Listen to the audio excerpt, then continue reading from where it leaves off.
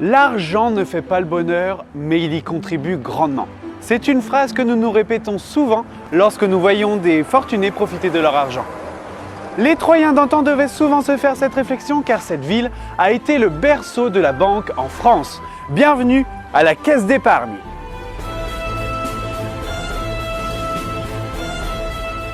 C'est une ordonnance du roi Louis XVIII en août 1821 qui marque la naissance de la Caisse d'épargne de Troyes. Pour la première fois, le service du receveur ne sera pas soumis à l'inspection des agents du Trésor royal, ni sa comptabilité à la Cour des comptes. Le receveur n'aura de compte à rendre qu'aux membres du conseil.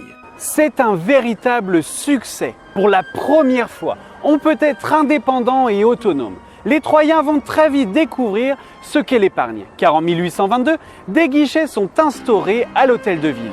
Et c'est grâce à Charles Dutrex qu'en 1889, on lança la construction de la caisse d'épargne que nous connaissons. Le 10 octobre 1893, le bâtiment est achevé.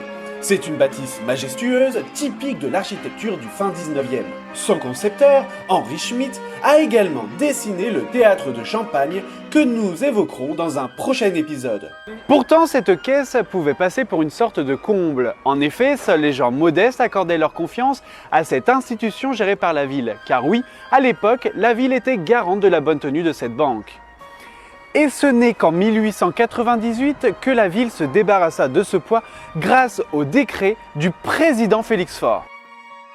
Ce qu'il faut savoir également, c'est que nous avons été un peu le refuge des autres caisses pendant les guerres comme par exemple Nancy, Auxerre, les Ardennes qui nous ont rejoints pendant la Première Guerre mondiale. Mais qu'en est-il des Troyens? Voici quelques chiffres.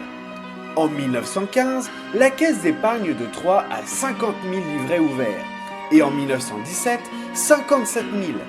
60 000 en 1918, 86 000 en 1944 et 115 000 en 1984. Aujourd'hui, nous connaissons cette banque sous le nom de Banque Populaire Caisse d'Épargne. Et si l'extérieur n'a pas bougé d'un pouce, laissant une magnifique trace du passé, l'intérieur a, lui, été rénové en 2012 pour cause de modernité. Mais une chose dont nous pouvons être fiers, c'est d'avoir su obtenir et conserver l'une des premières banques en France. Il est temps pour moi de vous retrouver dans un prochain épisode de l'Aube des Mystères.